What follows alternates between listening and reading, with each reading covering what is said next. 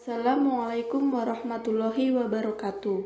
Halo teman-teman, di sini saya akan menjelaskan tentang analisis kebijakan dakwah.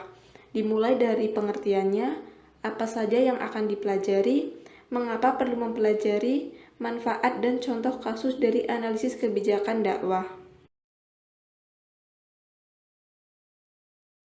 Sebelum memasuki materi lebih lanjut, perkenalkan terlebih dahulu, nama saya Sela Trikurniasi dengan NIM 191231006, Prodi Manajemen Dakwah, konsentrasi Manajemen Haji Umroh 5A. Pengertian analisis kebijakan dakwah. Kebijakan dakwah merupakan keputusan-keputusan yang mengikat bagi banyak orang, bersifat garis besar, serta dibuat oleh pemegang lembaga dakwah.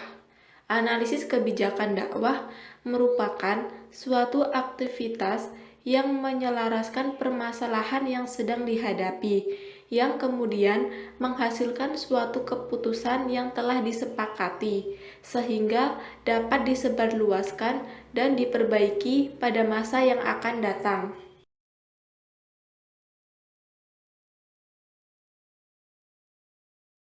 Yang dipelajari dalam analisis kebijakan dakwah yaitu yang pertama, masalah kebijakan, yang kedua, masa depan kebijakan, yang ketiga, aksi kebijakan, yang keempat, hasil kebijakan, dan yang kelima, kinerja kebijakan. Yang pertama, masalah kebijakan merupakan tindakan terwujudnya kebutuhan, nilai, dan peluang yang meskipun sudah diidentifikasikan, tetapi pemecahannya mengharuskan adanya tindakan-tindakan publik, negara maupun pemerintahan. Masalah kebijakan timbul karena faktor lingkungan kebijakan, yakni keadaan yang melatar belakangi suatu peristiwa yang menyebabkan timbulnya masalah kebijakan tersebut, yang berupa tuntutan masyarakat atau tantangan dan peluang. Yang kedua, masa depan kebijakan, yaitu merencanakan dan menetapkan kebijakan sehingga tindakan yang terbaik dapat dipilih di antara berbagai kemungkinan yang ditawarkan oleh masa depan. Membentuk masa depan secara aktif lepas dari apa yang terjadi di masa lalu. Yang ketiga, aksi kebijakan.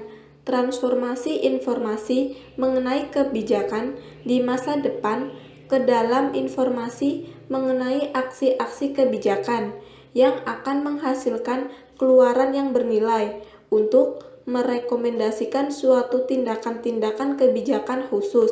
Diperlukan adanya informasi tentang konsekuensi-konsekuensi di masa depan setelah dilakukannya berbagai alternatif tindakan.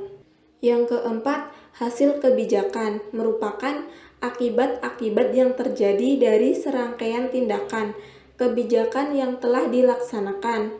Dan yang kelima, kinerja kebijakan merupakan evaluasi terhadap ketentuan-ketentuan yang telah disepakati oleh pihak-pihak terkait dan ditetapkan oleh kewenangan untuk dijadikan pedoman, pegangan, atau petunjuk bagi setiap usaha dan kegiatan aparatur pemerintah ataupun masyarakat untuk tercapai kelancaran dan keterpaduan.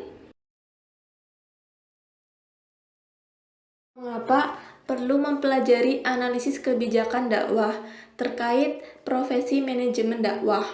Karena dengan mempelajari analisis kebijakan dakwah di dalam manajemen dakwah, kita dapat mengetahui bagaimana kebijakan-kebijakan yang telah dibuat atau ditetapkan. Kebijakan dakwah dibuat untuk mengatur tatanan kehidupan sosial agar tidak terjadi hal-hal yang diinginkan. Dengan demikian, suatu lembaga dakwah membentuk suatu kebijakan sebagai bentuk aturan yang harus dipatuhi dan bagi yang melanggarnya akan dikenakan sanksi.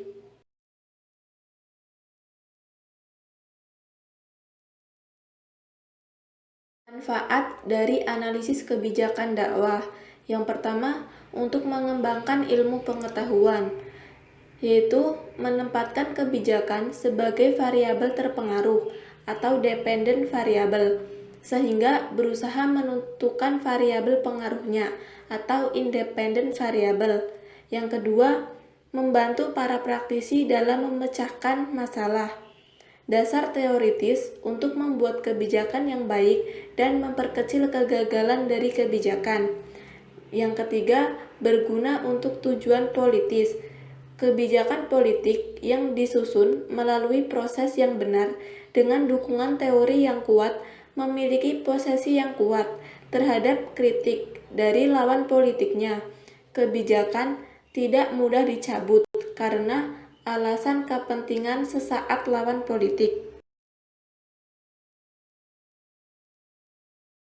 Contoh kasus media sosial sebagai media dakwah di masa pandemi COVID-19.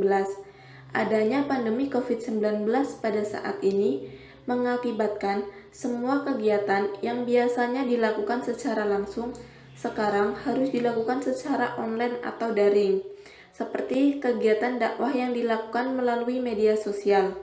Biasanya, media sosial yang digunakan untuk berdakwah yaitu seperti YouTube, WhatsApp, Facebook, Instagram, dan lain-lain, yang mana para dai akan mengupload materi dakwah mereka di akun media sosial masing-masing. Hal ini dilakukan karena adanya kebijakan yang telah ditetapkan pemerintah untuk mengurangi penyebaran COVID-19. Di sini, pemerintah mengambil kebijakan dengan mengalihkan semua aktivitas menggunakan teknologi informasi dan komunikasi yang sedang berkembang. Salah satunya adalah media sosial. Cukup sekian yang dapat saya sampaikan. Kurang lebihnya mohon dimaafkan ya teman-teman. Wabillahi taufiq wal hidayah. Wassalamualaikum warahmatullahi wabarakatuh.